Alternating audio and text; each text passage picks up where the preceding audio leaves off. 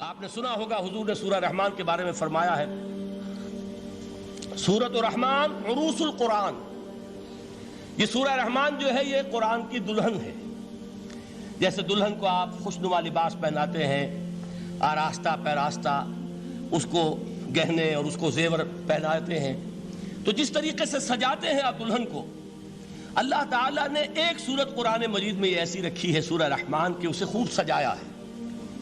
اس میں الفاظ کا در و بست، اس کا اپنا ایک ڈیوائن میوزک ہے۔ وہ تو اللہ تعالیٰ قراء جو ہے، خاص طور پر مصر کے قراء، اللہ تعالیٰ ان پر رحمت نازل فرمائے، ان کی خطاؤں سے درگزر کرے۔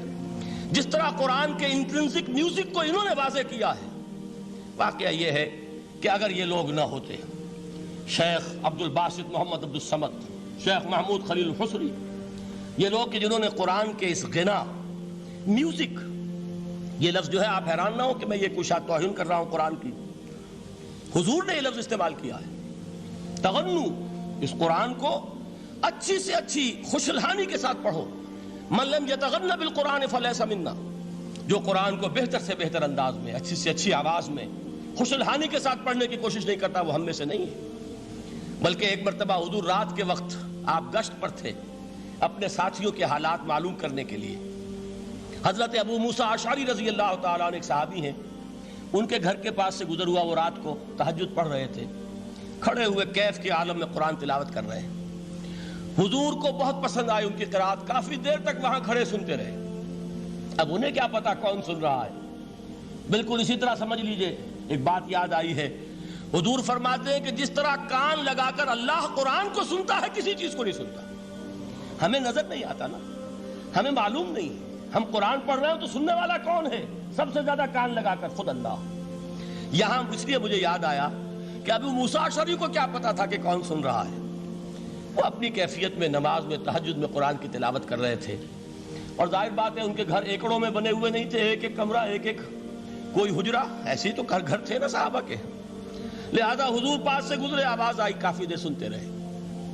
اس کے بعد آپ تشریف لے گئے، صبح فجر میں ملاقات ہوئی تو حضور نے تحسین کے انداز میں فرمایا، یا ابا موسیٰ انک قد اوتیت مزمارا من مزامیر آل داؤد، اے ابو موسیٰ تمہیں تو آل داؤد کے سازوں میں سے ایک ساز اللہ نے عطا فرما دیا ہے۔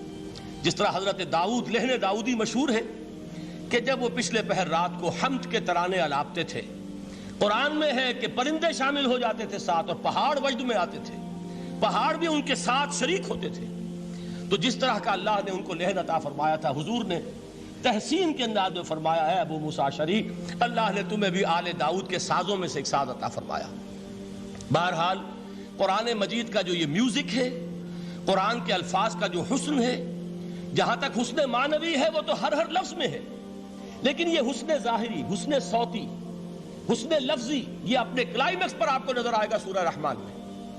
لیکن قرآن میں یہ سورت اس اعتبار سے بھی ممتاز ہے، اس کی 4 آیات پر ذرا توجہ کریں گے، عجیب حقائق سامنے آئیں گے۔ جہاں یہ قرآن مجید کے حسن صوت اور حسن لفظی کی معراج ہے، وہیں اس کی پہلی 4 آیات میں 4 چوٹی کی چیزوں کا ذکر ہے، سب سے اونچی چیزیں۔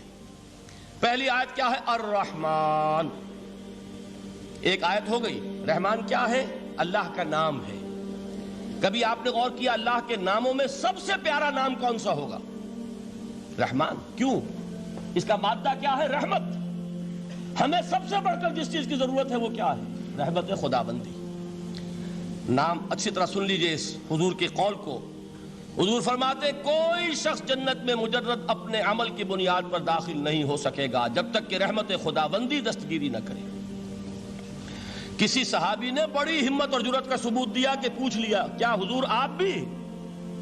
جب آپ نے فرمایا کوئی شخص داخل نہیں ہو سکتا جنت میں محض اپنے عمل کی بنیاد پر جب تک کہ رحمت خداوندی جو ہے وہ دستگیری نہ فرمائے۔ پوچھا گیا کیا آپ بھی؟ آپ نے فرمایا ہاں میں بھی۔ آپ انداز کیجئے کہ اگر محمد الرسول اللہ بھی رحمت خداوندی کے ضرورت مند ہوں تو تاب دیگراں چے رسد، ہماری تو سب سے بڑی ضرورت رحمت خداوندی ہے۔ اب یہ رحمت جو ہے قرآن مجید میں اللہ تعالیٰ کی یہ شان 2 الفاظ کے ذریعے سے آتی ہے، رحیم اور رحمان، اور کوئی مادہ نہیں ہے جس سے 2 نام بنتے ہوں اللہ کے۔ لیکن یہ مادہ ہے واحد رحمت کا کہ جس سے رحمان بھی ہے رحیم بھی ہے۔ رحیم صفت مشبہ ہے، رحمت دائم ہو جائے گی، مستقل ہوگی تو رحیم کہیں گے، اور رحمان اس میں رحمت کی ہے وہ شان ہے کہ جیسے ٹھاٹھے مارتا ہوا سمندر ہو، ہیجان کی کیفیت، طوفانی کیفیت، رحمت خداوندی کا طوفانی جوش، وہ ہے رحمان۔ آپ تو رہتے اس علاقے میں ہیں، آپ کو معلوم ہے عرب اگر بھوکا مرا جا رہا ہو تو کیا کہے گا؟ انا جوعان۔ پیاسا مرا جا رہا ہو انا عطشان۔ بہت غضبناک ہوگا غضبان، غضبان آصفہ قرآن میں آیا ہے، بہت غضبناک۔ رحمان جس کی رحمت جو ہے جوش میں ہے، ٹھاٹھے مارتے ہوئے سمندر کے مانند۔ تو یہ اللہ تعالیٰ کے ناموں میں سب سے پیارا نام۔ اب آگے چلیے، الرحمن علم القرآن، رحمان نے قرآن سکھایا۔ رحمت خداوندی کا سب سے بڑا مظہر، رحمان کی رحمانیت کا سب سے بڑا مظہر قرآن ہے۔ ان میں جو منطقی ربط ہے اس کو سمجھتے جائیے۔ اچھا آپ یہ سوچئے، جو علم بھی انسان کو حاصل ہوا وہ کس نے دیا؟ اللہ نے۔ سائنس کا علم کس نے دیا؟ اللہ نے۔ علم آدم الاسماء کلہا، وہ علم الاسماء جو حضرت آدم کو دے دیا گیا تھا ازل میں، یہ اسی کا ظہور ہے، یہ اسی کی ایکسفولیشن ہے جو ہو رہی ہے اور ہوتی رہے گی ابھی۔ اور دوسرے علم ہے وہ کس نے دی؟ اللہ نے دی۔ لا یحیطون بشیء من علمہ الا بما شاء، مخلوق میں سے کوئی اللہ کے علم میں سے کسی شے کا احاطہ نہیں کر سکتا مگر وہ جتنا اللہ دینا چاہے۔ لیکن یہ کہ تمام علوم میں چوٹی کا علم قرآن، نوٹ کرتے جائیے، اب چوٹی کی چیزیں جمع کیجئے۔